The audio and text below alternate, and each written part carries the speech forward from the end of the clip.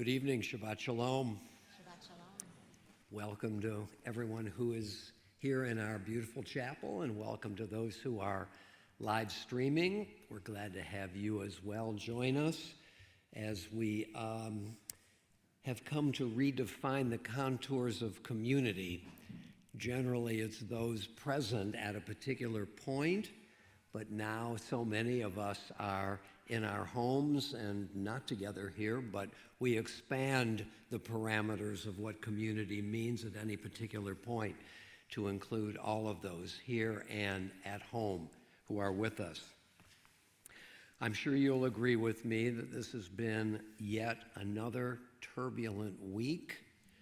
We're on edge as we watch what's going on in the Middle East. We're hopeful that there will be a calming of the waters and that this debacle will eventuate in something productive and hopeful. My suggestion is that we pause at this moment for silence as we think about the situation and our hopes for a better world. It should speedily come to us in our own days.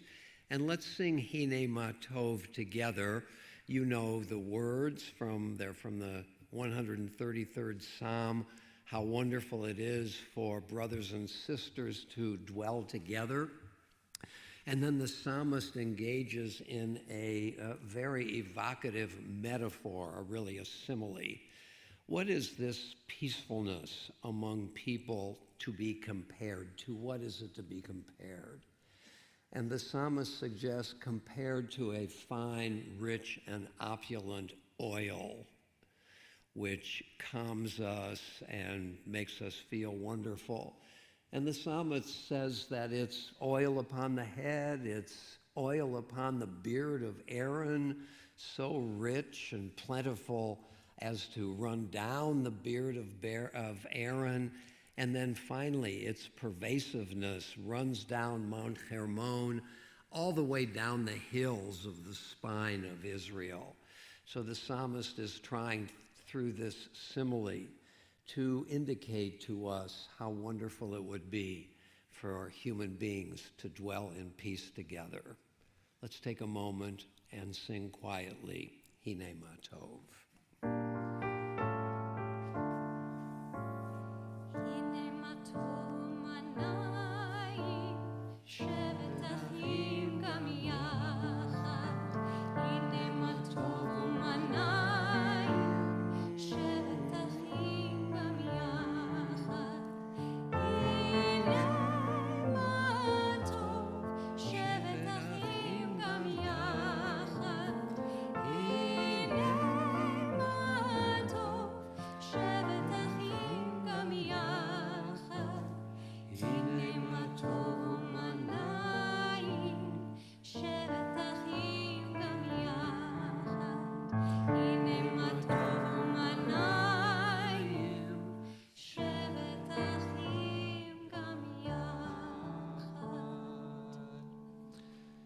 The reading for the blessing of the Shabbat candles is to be found on page 3.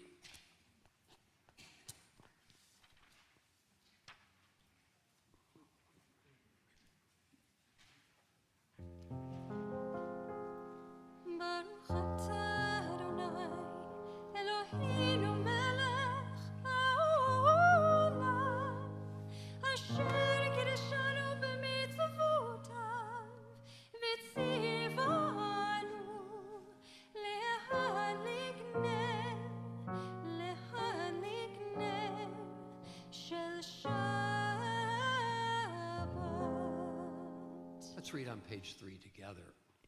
As these Shabbat candles give light to all who behold them, so may we by our lives give light to all who behold us. As their brightness reminds us of the generations of Israel who have kindled light, so may we in our own day be among those who kindle light. We turn now in our prayer books to page 26, and as you are able, I invite you to rise for the Chatzi Kaddish.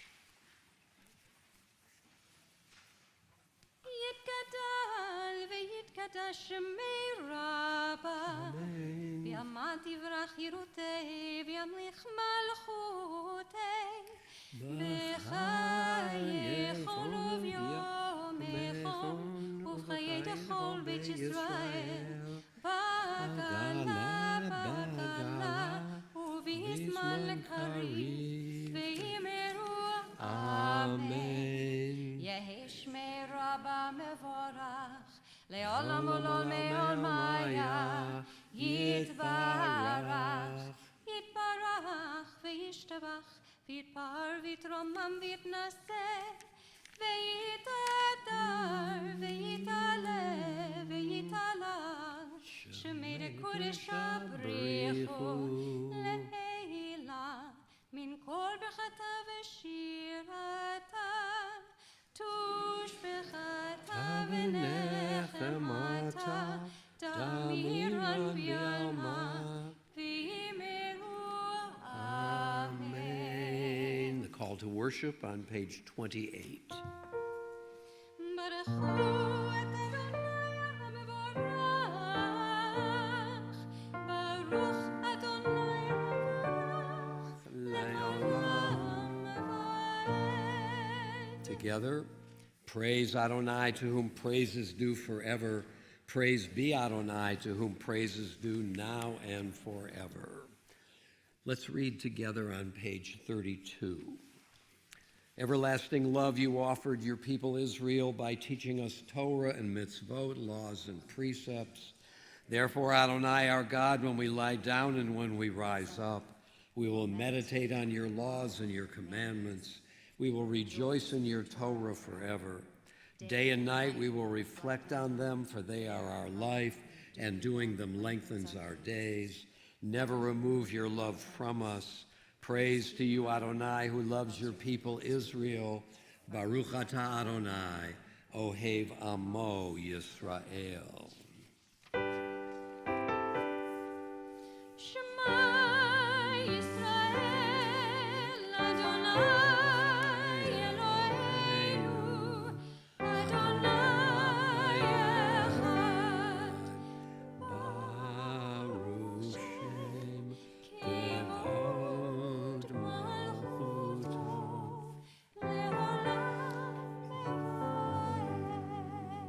Together, hear, O Israel, Adonai is our God, Adonai is one. Blessed is God's glorious majesty forever and ever. You may be seated, and we turn now to page 36 and chant together the V'ahavta. V'ahavta et Adonai Elohecha b'chol levavcha ובכל נפשך ובכל מאודיך, והיו הדברים האלה אשר אנוכי מצווך היום על לבביך, ושיננתם לבניך ודיברת בם, בשבתך בביתך ובלכתך בדרך ובשוכבך ובקומך, וקשרתם לאות על ידך, והיו לטוטפות בין עיניך, וכתבתם על מזוזות ביתך ובשעריך, למען תזכרו ועשיתם את כל מצוותיי, והייתם קדושים לאלוהיכם. אני אדוני אלוהיכם, אשר הוצאתי אתכם מארץ מצרים, להיות לכם לאלוהים. אני אדוני אלוהיכם. We read together.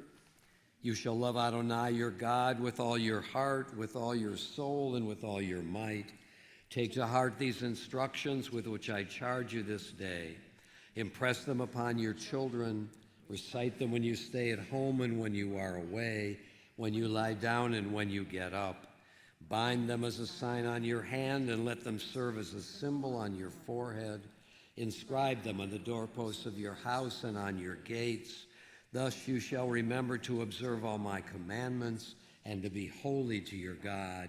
I am Adonai your God who brought you out of the land of Egypt to be your God.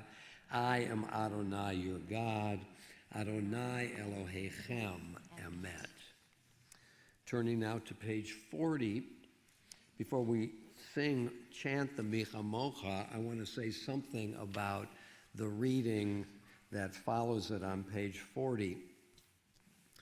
People have asked me over the years, what is the point of believing in God? I can't see God. Perhaps the universe, with all its complexity and its problems, does not convey the reality of the God of the prayer book. Why do I need God at all?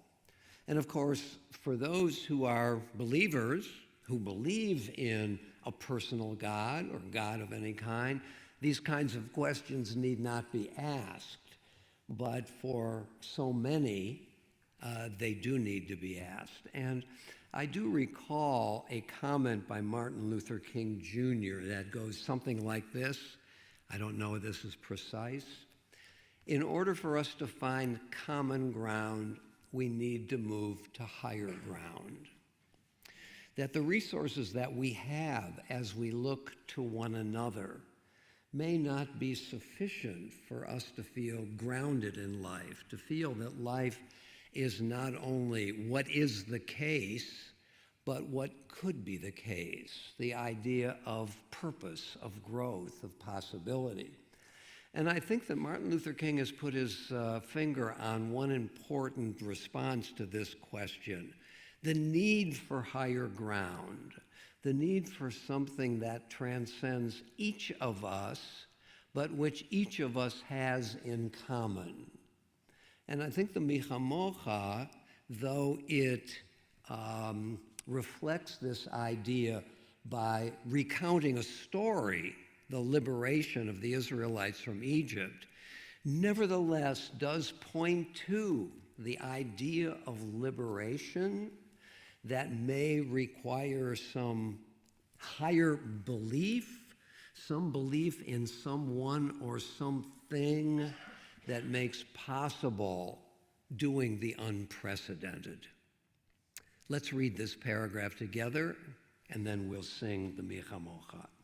Who is like you, O God, among the gods that are worshipped? Who is like you, majestic in holiness, awesome in splendor, working wonders? Your children witnessed your sovereignty, the sea splitting before Moses and Miriam. This is our God, they cried. Adonai will reign forever and ever. Thus it is said, Adonai redeemed Jacob from a hand stronger than his own. Praised are you, Adonai, for redeeming Israel. Baruch atah Adonai, Ga'al Yisrael. מי כמוך באלים אדוני, מי כמוך נדר בקודש.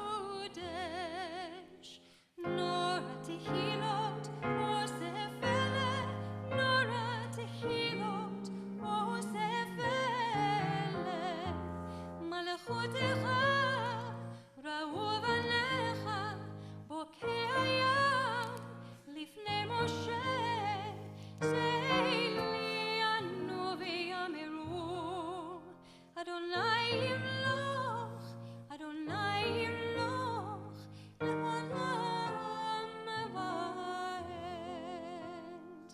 On page 43, let there be love and understanding among us. Let peace and friendship be our shelter from life's storms.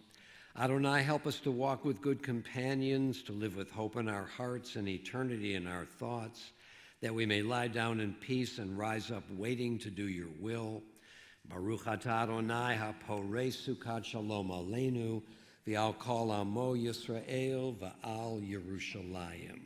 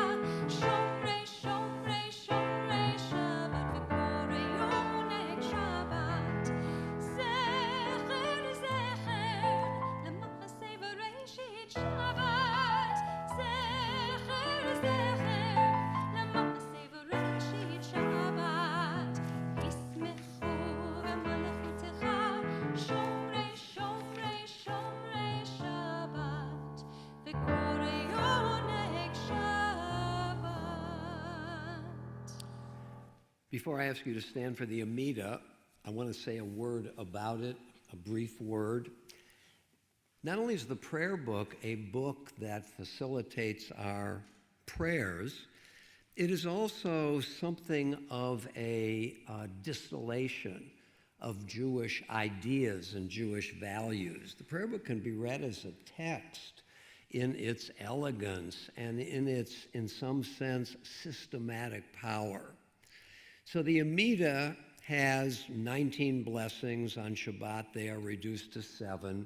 The first 3, each of the first 3 has the following idea.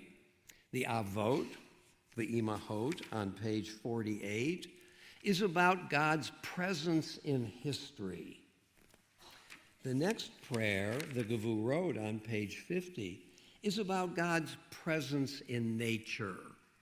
And this is part of traditional Jewish belief, that God enters our world and has an impact on it. And yet, the danger here is to think that God is only in and of this world. So in order to protect God's transcendence, the third prayer on page 52 talks about God's holiness, God's otherness, God's apartness, God in history, God in nature, the transcendent God who is able to do both. Let's turn now to page 46 and rise for the Amida. Adonai, sifatai tiftachu fi yagid tehillatcha. Adonai, open up my lips that my mouth may declare your praise. Baruch atah Adonai, Eloheinu v'Elohei avoteinu v'imotenu, Elohei Avraham, Elohei Yitzchak, Elohei Yaakov, Elohei Sarah, Elohei Rivka, Elohei Rachel, Elohei Leah, Ha'el Hagadol, Hagibor v'Hanora, El Elyon, Gomel Chasadim Tovim, V'koneh hakol, V'zocher chasdei avot ve'imot, U'mevii geula lifnei v'neihem, למען שמו באהבה, מלך עוזר ומושיע ומגן, ברוך אתה אדוני, מגן אברהם ועזרת שרה. אתה גיבור לעולם אדוני, בחיי הכל אתה, רב להושיע, משיב הרוח ומוריד הגשם. מחכה חיים בחסד, מחיי הכל ברחמים רבים, סומך נופלים ורופא חולים, ומתיר אסורים, ומקיים אמונתו לשני עפר, מי כמוך בעל גבורות, ומיתו מלך, מלך ממית ומחיה, ומצמיח ישועה, ונאמן אתה להחיות הכל, ברוך אתה אדוני, מחיה הכל. Let's read together the middle poem on page 53. Where might I go to find you, exalted, hidden one? Yet where would I not go to find you, ever-present, eternal one? My heart cries out to you, please draw near to me. The moment I reach out for you, I find you reaching in for me. Baruch atah Adonai, ha'el hakadosh. You may be seated. And we continue now on page 61. Grant us peace, your most precious gift, O eternal source of peace, and give us the will to proclaim its message to all the peoples of the earth. Bless our country as a safeguard of peace, its advocate among the nations. May contentment reign within our borders, health and happiness within our homes. Strengthen the bonds of friendship and fellowship among all the inhabitants of every land. Plant virtue in every soul, and may the love of your name hallow every home and every heart. Praised are you, Eternal One, who blesses our people with peace. Baruch atah Adonai, hamvarech et amo Yisrael, bashalom.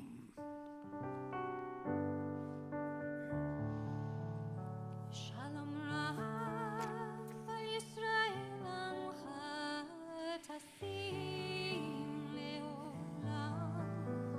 Shalom Rav al Yisrael amcha tasim leolam. Ki ata melech hatov lechol hashalom. Ki ata melech hatov lechol hashalom. Shalom Rav al Yisrael amcha tasim leolam. Shalom Rav al Yisrael amcha tasim leolam. V'tov b'einecha levarech et amcha Yisrael b'chol עת ובכל שעה לשלומך.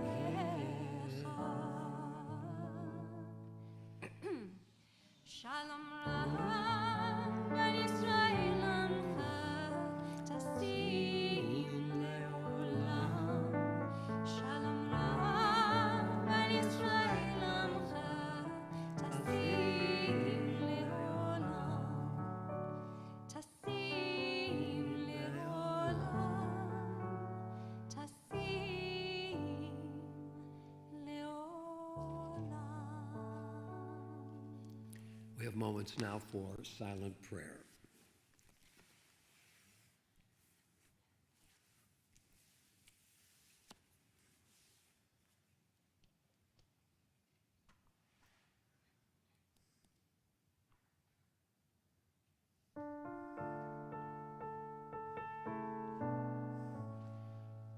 עושי שלום במרומיו, הוא יעשה שלום עלינו ועל כל ישראל,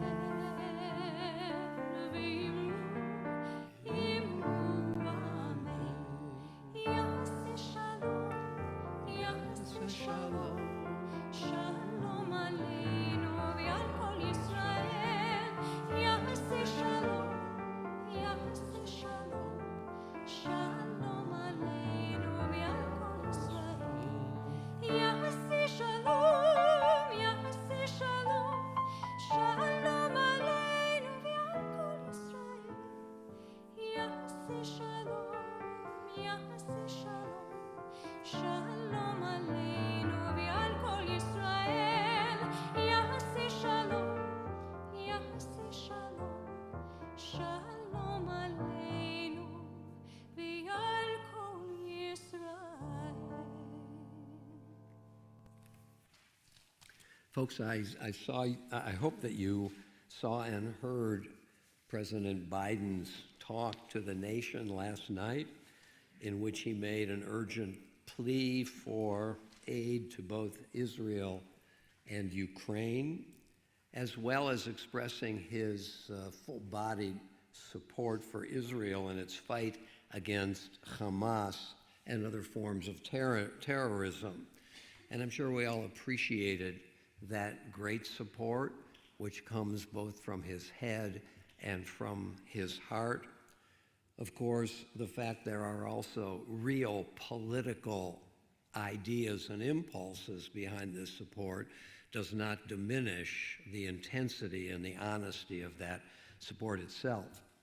And as you probably heard, he also recognized the need to undermine, if not to demolish, the Hamas leadership so that they can never perpetuate and perpetrate the atrocities that they did against Israel on October the 7th, while also strongly supporting the need for humanitarian aid to innocent Palestinians in the Gaza.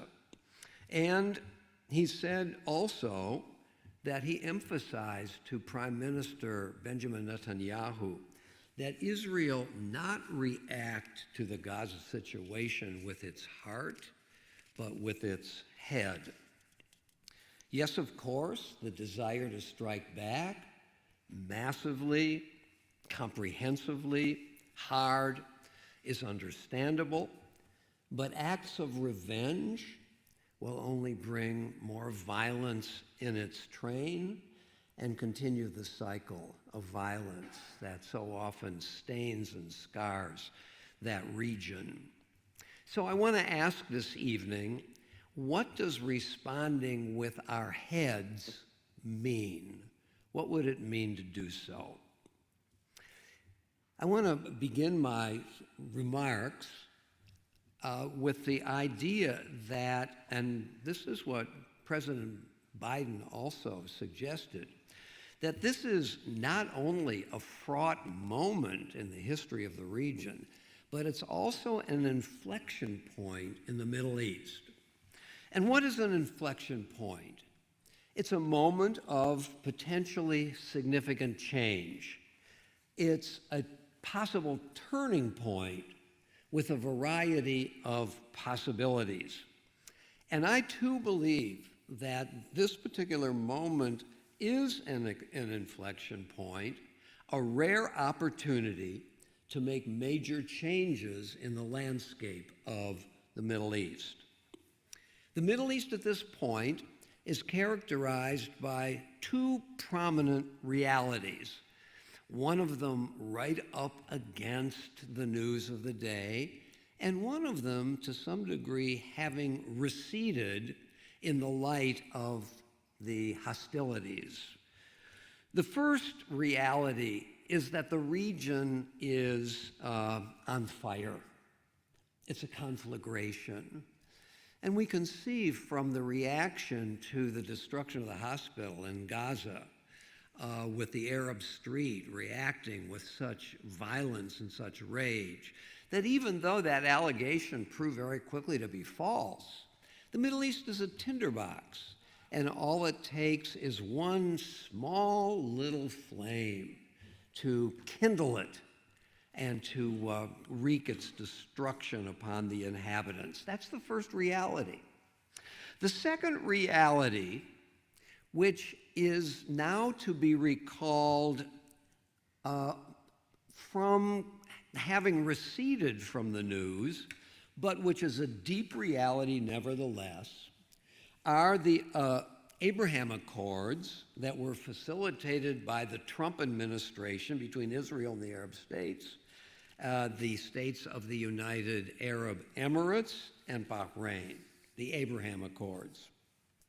These accords have already created a kind of partnership, a pragmatic partnership, which emboldens each to pursue its own economic interests out of a partnership.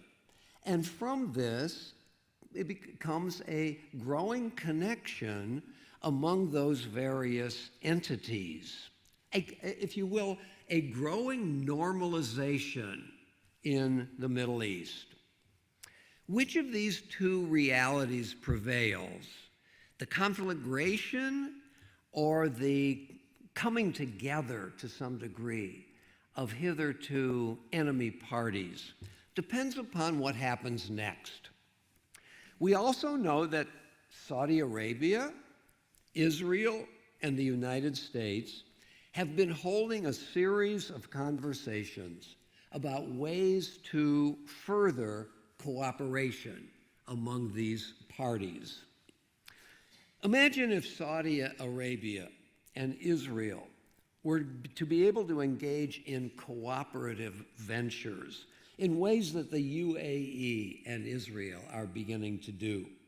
Ventures that would certainly accelerate the transformation of the Middle East, with Saudi Arabia leading the way to further normalization with Israel. What are these discussions about? What does each party want? Saudi Arabia, for its part, wants from the United States a defense pact and help in developing its civic nuclear program. Israel, for its part, wants from the Arab world recognition of the Jewish state as a part of the region, continuing the recognition by the UAE and Bahrain. And Saudi Arabia has the capacity, given that it's the leading power in the region, to accelerate that normalization. The United States, for its part, wants a buffer against Iran and China's growing ambitions, as well as a diplomatic coup that such an agreement would produce. In other words, each of these three parties, has something that it wants from the other. Or as we may define this is not the largesse of the human spirit reaching out in friendship to another party. This is enlightened self-interest, which is a more modest foundation, but more powerful in its possibilities. But there is a major hurdle standing in the way of these agreements, and that is the issue of the Palestinians. Because Saudi Arabia wants to see the Palestinians granted an as yet unidentified part of the West Bank, namely a Palestinian state. And Mohammed bin Salman, the crown prince of Saudi Arabia, has vowed to work with the Israeli government, no matter who is in power, on a larger agreement among the parties, as long as the deal pays close attention to the needs of the Palestinians. This then are the elements of this inflection point, which is a rare opportunity to take significant steps to further peace in the Middle East. With Hamas destroyed, which Israel vows to do, and which Israel ought to do, Israel and the Arab world could make an attempt to turn to another source of Palestinian leadership, Fatah, under Mohammed Abbas, primarily in the West Bank. And to work, and Israel would have to work, to strengthen and develop Fatah, to try to diminish the corruption that infests it, and to give it more strength in order so that there is leadership that can negotiate with Israel to try to find a way to normalize relationships between the Palestinians and Israel. And this, I believe, could work. And part of it is the weakening, the destruction of Hamas, creating a vacuum among the Palestinian leadership, which may lead to an emboldenment of the Fatah wing. But clearly, the Hamas outrage has stalled these talks and these conversations, as the Arab world finds itself currently unable to move forward at this point, symbolized by the cancellation of the conversation with Biden by the King of Jordan. And it seems to me this is a crucial point, Israel must not act out of its justified outrage. It must not seek a kind of revenge which would further inflame the Middle East and end the chances in the near term of any opportunity to reopen the talks, which have been underway. And so Israel must keep in mind, I believe, among other factors, that we are at a crucial moment in the region and that restraint must rule the day, making policy with the head and not with the heart. Though again, Hamas has to be obliterated so that they can never again engage in that scourge. Because one of the aims of the Hamas atrocity, and here, though Hamas acted barbarically, there was a method to its madness, it seems to me. That one of its primary aims of this atrocity was to goad Israel into precisely a massive and destructive assault on Gaza, to goad Israel into killing many innocent Palestinians, and thereby to completely subvert and undermine any chance of continuation of talks between Israel, the United States, and Saudi Arabia. If this scenario happens, if Israel engages in a devastating ground war, given Hamas's goal in what it did, Hamas will have won the war. Their war aim will have been achieved. These triliteral talks and the agreements that can emerge from them must be able to continue. Now, at this point, I'm going to make a comment which will undoubtedly not surprise any person in this room. And that is that I believe that the Torah portion for this week, Parshat Noach, can illuminate this situation. Keep your eye on me now. So this portion is Noah, the second portion in the Torah. What is the first portion? Bereshit. What happens in the first portion?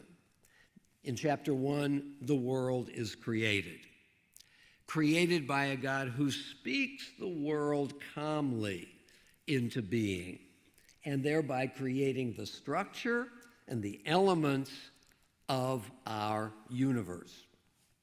The world that is created is an orderly and purposeful world with Shabbat, rest, peace as its climax, and with a greatly endowed humanity as the second to the last element created.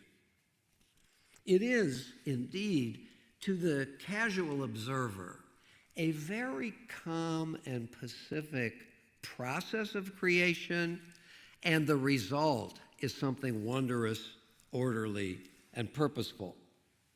But we have to note, and here I rely upon a book by Professor John Levinson, The Creation of the World and the Continuation of Evil. We must note, as Levinson points out, that certain elements of chaos, of disorder, even evil, remain in the created world. First, we have the primal, potent waters, which are not created by God, but part of the initial conditions independent of God when God goes about to create the world. These waters are primal and independent. God does contain them, but God does not destroy them. They remain. Secondly, that human beings have free will beyond the control of God. If God were to control our actions, free will would be an illusion. The fact that we do have free will means that God's control is limited. In other words, what we have here in Genesis chapter 1 is an orderly universe, but a universe that is primed for further chaos and evil. And as we move through the early stories of the book of Genesis, we see that both of these elements break their bonds and wreak havoc on the world.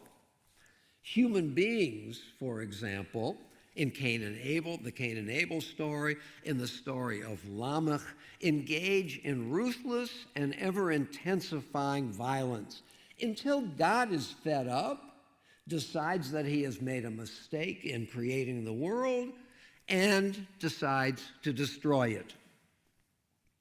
Human beings and our constructive potential continues as a part of God's orderly world.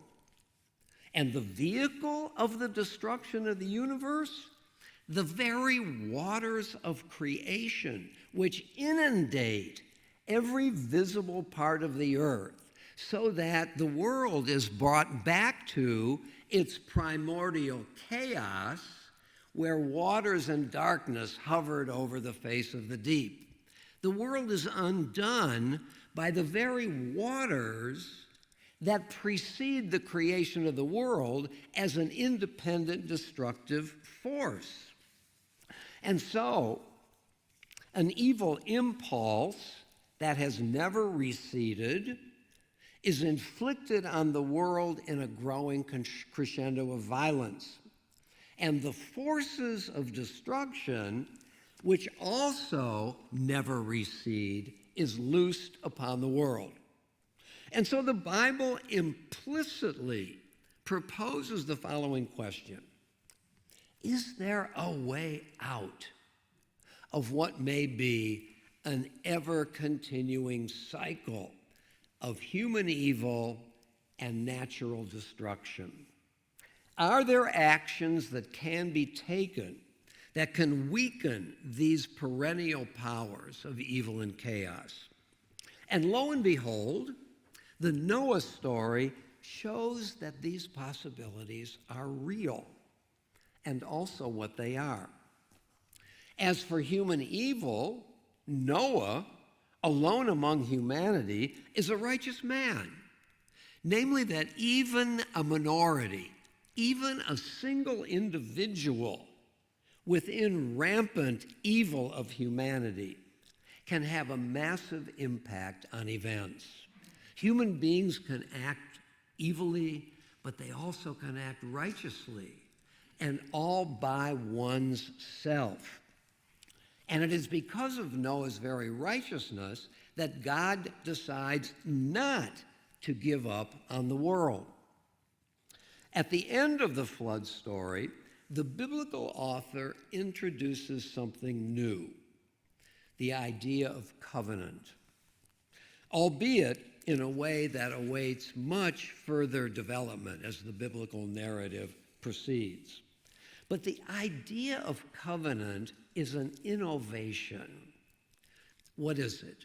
What is covenant? A covenant establishes connection between one entity and another. It can be unilateral or it can be bilateral, and the Bible features both. That is, covenant can be primarily a promise of one party to the other, or it can be an agreement between two parties acting mutually. But covenant, in both senses, creates relationship, a relationship that binds one of the elements to the other, or both to each. Covenants, in other words, create obligations. I have an obligation with my bank. They will allow me to stay in my home, and I will agree to pay the mortgage. I don't love my banker, but the covenant establishes a connection between us which has clear terms of mutuality. Covenant produces obligations, and covenants acknowledge rights. In other words, covenants reflect the fact that one party acknowledges the reality and the substance of the other. Covenants, in other words, allow parties to look beyond their own particular needs and into the needs and possibilities of the other. And it is relationship, and potentially mutual relationship, that enters the picture here. And that at this crucial moment in the human drama holds out the promise of a better future. And this is where our Torah portion, it seems to me, offers a way out of the 100-plus year Middle Eastern quagmire. And that way is represented by those very talks among the United States and Saudi Arabia and Israel.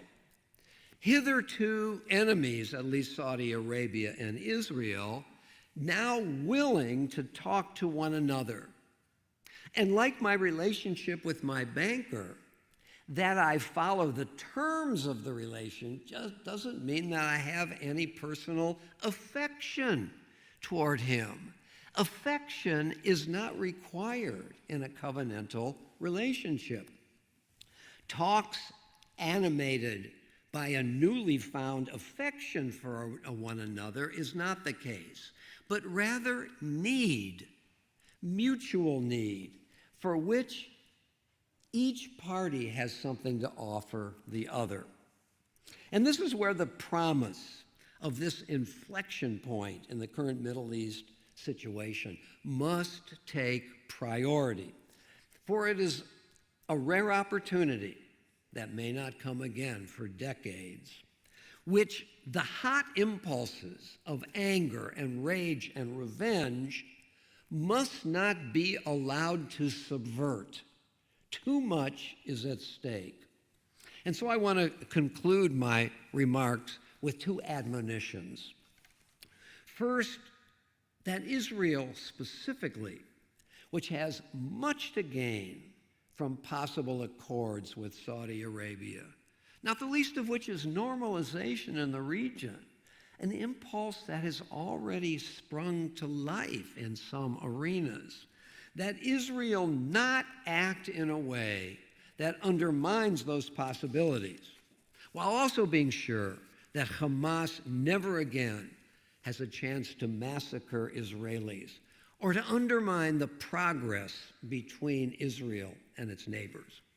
And the second admonition is applied to the three parties, that Israel and the United States and Saudi Arabia together will not allow these terrible acts and this awful situation, will not allow the progress toward rapprochement to diminish, to weaken, and to miss the opportunity that this inflection point offers the region.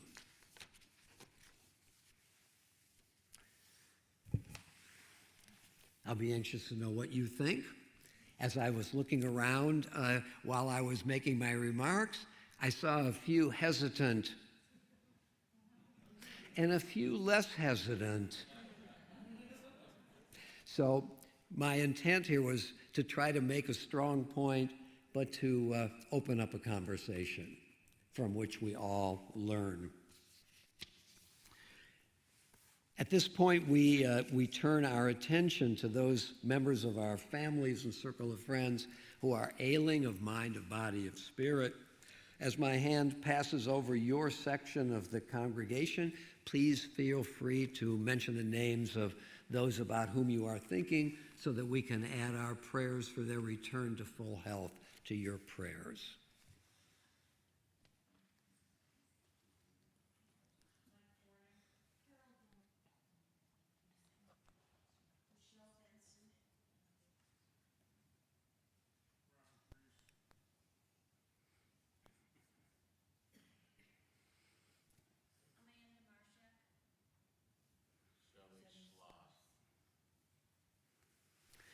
We also think on this occasion of the following individuals: Adele Adler, Barry Cott, Julia Campbell, Mark Chisling, Herbert Chisling, Thomas Cullinan, Jackson Curdy, John Goodman, Mattie Jefferson, Richard Moore, Edith and Levi Rubenstein, Bob Shippey, and Jill Strauss.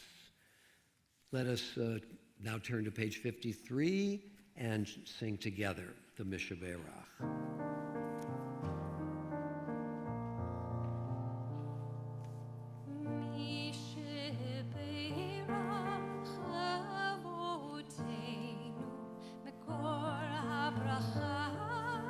Limon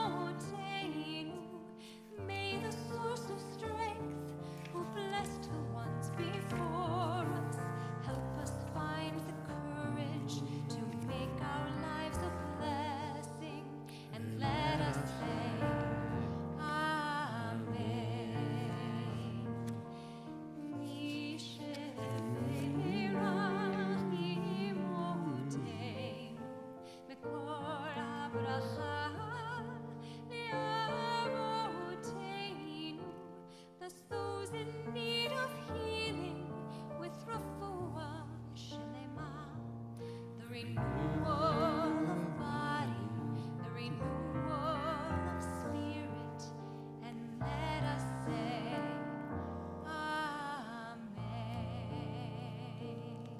Let us now turn to page 282, and as you're able, I invite you to rise for the Elena. עלינו לשבח לאדון הכל, לתת גדולה ליוצר בראשית, שלא עשנו כגויי הארצות, ולא שמנו כמשפחות האדמה, שלא שם חלקנו כהם, וגורלנו ככל המונם, ואנחנו קוראים ומשתחווים ומודים לפני מלך מלכי המלכים הקדוש ברוך הוא. ונאמר והיה אדוני למלך על כל הארץ ביום ההוא יהיה אדוני אחד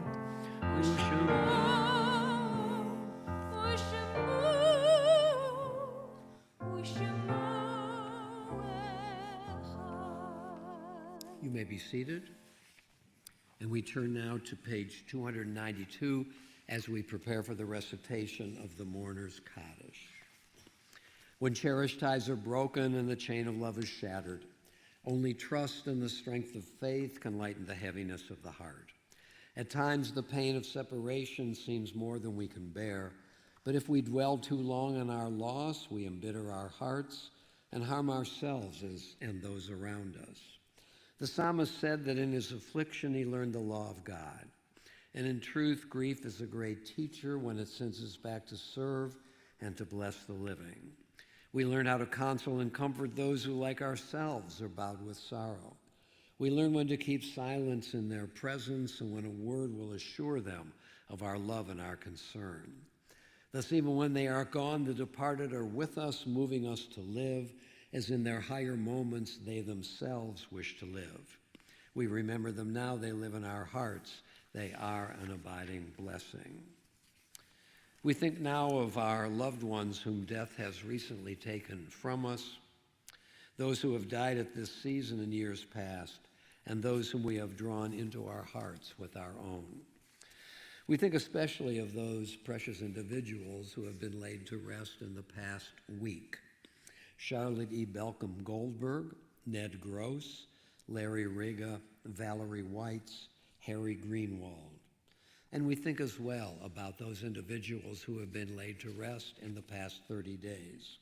Charlotte M. Friedman, Helene Rita Kazimov, Eileen Knavel, Stephen Lutvak, Michael W. Shames, Dr. Sidney L. Glick, DDS, Ronald Allen Gold, Richard Shornack, Betsy Ackerman, Dr. Gerald B. Edelstein, Eudice Cohn. And we take into our hearts those individuals whose yahrzeits occur at this time. Harry J. Abrams, Robert Joseph Arnson, Linda Baer, Ruth Becker, Irving E. Black, Stephen M. Block, Barry Damson, Elizabeth W. Falb, Nellie E. Feil, Meyer S. Fine, Henry C. Frankel, Celia Janowitz Friedman, Dr. Herbert N. Friedlander, Arthur Friedman, Rose Fell Ginsburg, Louis Goldstein, Warren Goldstock, Hortense Marks Green, William Martin Green, Max Greenhut, Margaret Greiner, Sanford Sandy Gross, Belle Gurse, Margaret Gurse, Hazel D. Haber, Sadie Harris, Jay Heineck, Charlotte Hershey, Beatrice Krause Immerman, Harry L. Jacobson, Benjamin A. Katz, Nicole Alexandra Kahn, Laura G. Kitchler, Sandor Klinger, Alan Clivens, Hannah C. Koblitz, Thomas Kuby,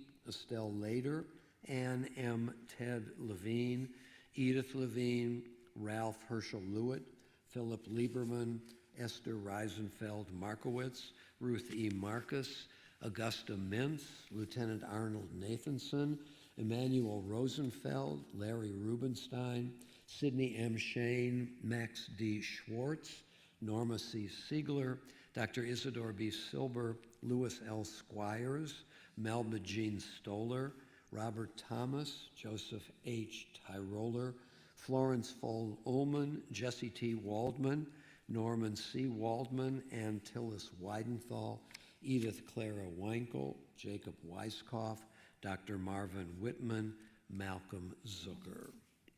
If anyone would like at this point to make mention of a loved one or a friend, or a name that I mispronounced by chance, as my hand passes over your section of the congregation, please feel free to mention that person's name.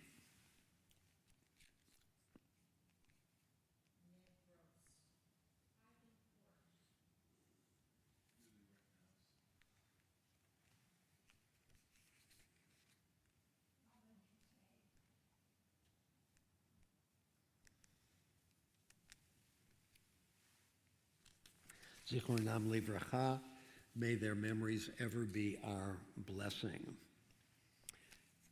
Now I want to invite those who are observing the death of a loved one and are in the Shiva period, the first 7 days since the death, to please, if you will, rise. Those who are observing the Shloshim period, the first 30 days after the death of a loved one, please rise. And those who are observing the art site, the anniversary of the death of a loved one, to please rise. And now as a caring congregation, let us all rise as together we sanctify the name of our God with the words of the Kaddish found in our prayer books on page 294, as we say together, Yitgadal v'yitkadash shemei rabbah, v'yalma divrach hirutei v'yamlich malchutei, b'chayechon of yomeichon v'chayedechal beit Yisrael, ba'agalav v'zman kari v'yamru amen. Yehei shemei rabbah mevarach le'olam olamei maya, yitbarach v'yishtabach v'yitpa'ar v'yitromam v'yitnaseh, v'yithadar v'yitaleh v'yitalal shmei dekudashah b'richu, le'ela min kol birchata v'shirata, tushbechata v'nechemata, ta'amiran b'yalma v'yimru amen. Yehei shalom rabba min shemaya v'chayim, aleinu v'al kol Yisrael v'yimru amen. Oseh shalom b'mromav, hu ya'aseh shalom, aleinu v'al kol Yisrael v'yimru amen. May the source of peace send peace to all who mourn and comfort all the bereaved among us. And let us say together, amen. You may be seated. Moments of joy, and I have one to announce. We express hearty mazel tov to Neil Myers, who is going to be celebrating his 93rd birthday on October 31st. We're so glad, Neil, that you and your daughter and family are a part of our congregation. Many more wonderful birthdays. 27 years until 120. Keep up the good work. I'm going to now invite everyone to close our eyes for a moment and to try to think about a blessing, a moment of happiness, contentment that we have experienced this day.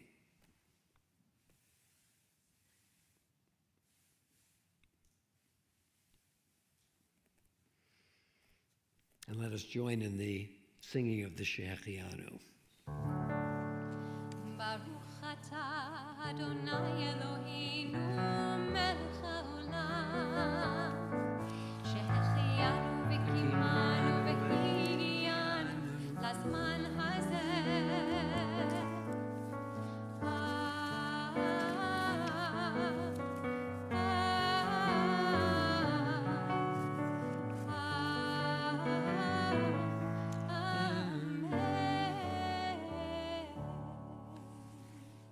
Our final song will be Od Yavo Shalom Aleichem.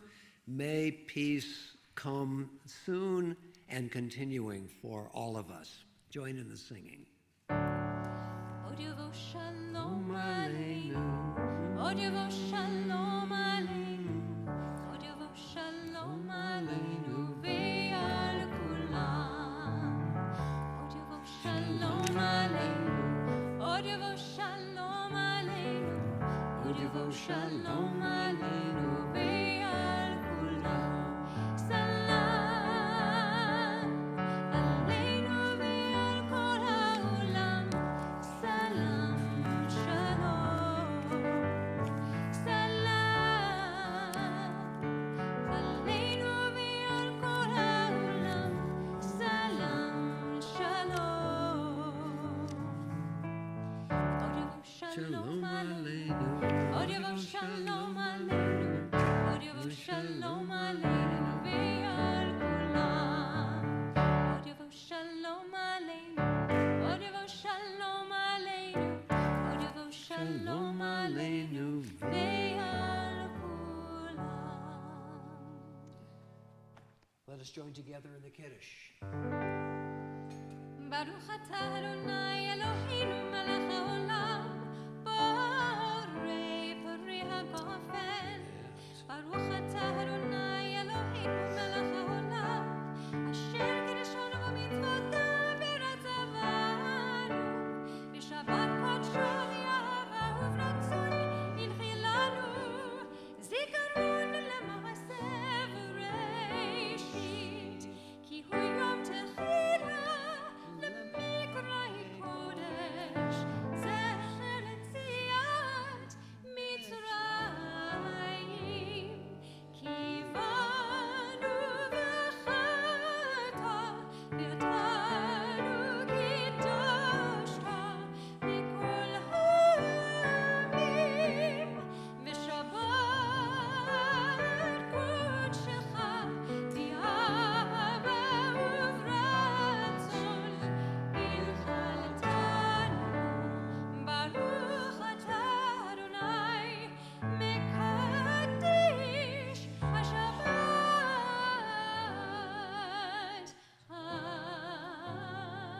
Amen. And now let's say the Motzi, a blessing over our bounty.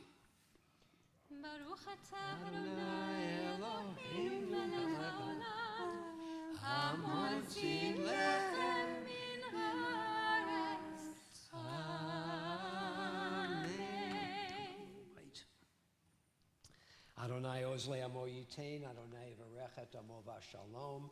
May the Lord give strength unto God's people. May the Lord bless God's people, all of God's peoples, with the blessings of shalom, of peace. Amen. Shabbat shalom. Shabbat shalom.